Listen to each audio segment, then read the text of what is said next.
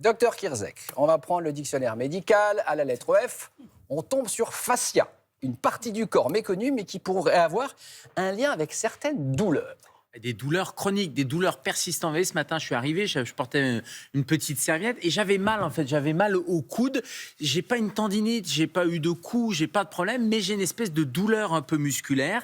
Et c'est peut-être les fascias. C'est une partie un peu méconnue. Vous connaissiez pas? Non. Je crois qu'il y en a certains sur ce plateau qui connaissent un peu. On parlait du fascia lata, c'est ça? Le tenseur du fascia lata. Le tenseur du fascia lata, c'est quoi? C'est un muscle qui est sur la partie latérale de la cuisse, exactement, qui est responsable de douleur. En fait, ces fascias, ils sont partout. C'est une espèce de toile d'araignée qui diffuse un peu de partout, qui entoure les muscles, qui entoure les vaisseaux. Regardez un muscle, il y a des petits, il y a des fibres musculaires, ça c'est un muscle qu'on a coupé. Il y a des fibres musculaires et puis autour, il y a le muscle et il y a le fascia, c'est cette espèce d'enveloppe qui va tout entourer et qui va se prolonger, qui va se terminer par exemple par les tendons qui accrochent le muscle à l'os. C'est pas l'os, c'est pas le tendon, c'est pas le muscle, mais c'est le point commun entre tous ces organes, puisque c'est cette espèce de tissu conjonctif, pas mal, de tissu conjonctif qui va tout entourer. C'est une enveloppe en fait, et qui est là pour faire glisser les structures, pour les faire communiquer,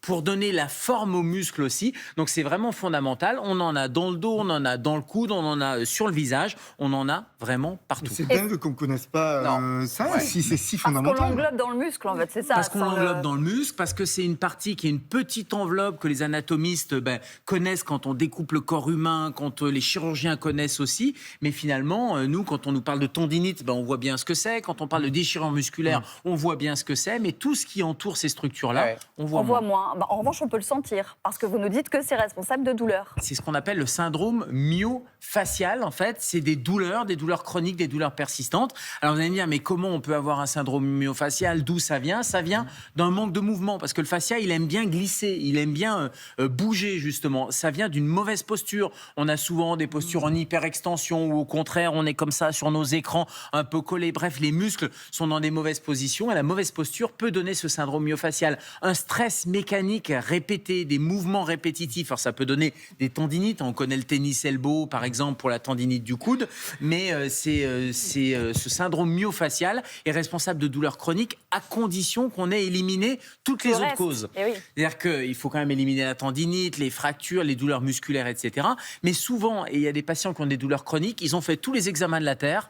La biologie est normale. On a fait une prise de sang, on trouve rien. On a fait une IRM, on trouve rien. On a fait l'échographie, on trouve rien. Et c'est là où il faut s'intéresser à ce qu'on appelle un diagnostic d'exclusion. C'est-à-dire qu'on a exclu tout le reste. Et c'est peut-être les fascias. Alors la difficulté, c'est qu'il y a des douleurs qu'on appelle projetées. Vous avez mal au cou, au coude, c'est peut-être lié par exemple au trapèze, qui a un grand fascia qui est derrière et un grand muscle qui est derrière, et ça va projeter la douleur puisque tout est interconnecté et ça va donner une douleur au coude. Vous avez des fascias au niveau du cou, ça peut donner des douleurs au niveau du visage. Et c'est là où ça devient un peu un jeu de piste en termes diagnostiques. Les lombalgies chroniques, il y a énormément de gens qui ont des fascias. Quand on regarde et qu'on essaie d'explorer ces fascias, quasiment 20% des patients qui ont mal au dos, c'est lié aux fascias. Donc c'est énorme en termes de statistiques et de prévalence. Normalement, le médecin, et de cause. Il y pense. C'est pas à nous de lui dire, docteur, est-ce que ce ne serait pas mes fascias qui commencent un peu à... On y pense de plus en plus. À moins bien marcher. Les patients ne connaissent pas les fascias, mais les médecins, la science commence à découvrir les fascias. On les connaissait sur le plan anatomique. On connaît moins le rôle dans la douleur chronique. Et il y a les neurologues qui connaissent bien, les médecins de la douleur, les centres de la douleur qui s'intéressent de plus en plus à ces fascias. Et on fait quoi pour soulager la douleur, justement? Alors, il y a deux petits trucs qu'on peut faire déjà, assez simplement. Un, on met la chaleur. De la chaleur dessus, de la bouillotte, un plaid chauffant, ce que vous voulez, parce que les fascias, ils adorent la chaleur. 40 degrés de température, ça va permettre de glisser, ça va permettre de diminuer l'inflammation.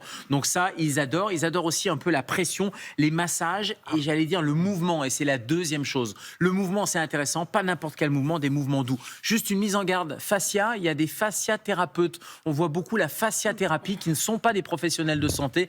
Donc là, c'est vraiment prudence, prudence, prudence. Quand on a des douleurs, on va d'abord voir son médecin, son kiné, bref, un professionnel de santé.